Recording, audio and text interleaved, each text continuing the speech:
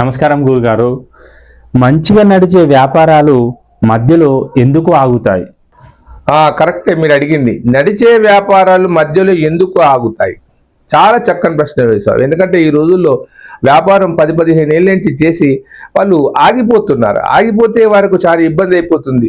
మంచిగా నడిచిన బిజినెస్ ఎందుకు ఆగిపోతుంది? దీనికి కారణాలు ఏమిటి? అన్నీ ఉంటాయి షాపులో, కానీ ఆ బిజినెస్ నడవదు. వచ్చిన వాళ్ళు, గతంలో వచ్చిన వాళ్ళు ఇప్పుడు రారు. దానికి కారణం ఏమిటి అంటే, ఒకటి, గోచార రీత్యా అతనికి గురుబలం లేకపోవడం. ఆ సంవత్సర కాలంలో, ఓన్లీ సంవత్సర కాలంలోనే గోచారములో శని సంచారం వల్ల ఏదైనా శని దోషాలు ఉంటే, అంటే జన్మంలో శని ఉన్నా కానీ, లేదా 12వ స్థానంలో శని ఉన్నా కానీ, 4వ స్థానంలో శని ఉన్నా కానీ, 8వ స్థానంలో శని ఉన్నా కానీ, ఆ శని వల్ల కొంత ఇబ్బందిదాయకంగా జరుగుతుంది.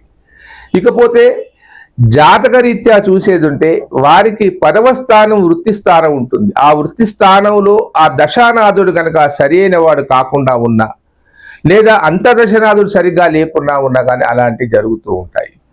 ఇంకొకటి, 10వ స్థానాధిపతి ఎవరి జాతకంలో, ఆ వ్యాపారస్తుని 10వ స్థానాధిపతి జాతకంలో ఉన్నవారు నీచత్వం పొందినప్పుడు అది కూడా జరుగుతూ ఉంటుంది.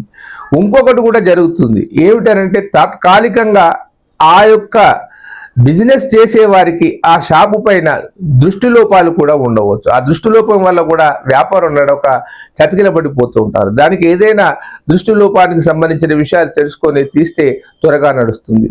ఇకపోతే నా లెక్క ప్రకారంగా ఒక 6 నెలలు ఆ వ్యాపారం నడుస్తలేదు అని అంటే అది దృష్టి దోషం కిందకి రాదు. ఏదో 15 రోజులు 20 రోజులు అయితే దృష్టి దోషం కింద వస్తుంది. కానీ బాగా నడవట్లేదు, నడిచిన వ్యాపారం కుదేలైపోతుంది అని అనుకుంటే ఖచ్చితంగా వారికి జాతకం ప్రకారంగా యంత్ర సహిత పూజ చేయాలి. చేసి ఆ యొక్క వ్యాపార సంస్థల్లో వ్యాపార అభివృద్ధి యంత్రాన్ని కనుక పెట్టేది ఉంటే ఖచ్చితంగా సకల దోషాలు నివారై ఆ వ్యాపారం 100కు 100 రూపాయలు నడుస్తుంది.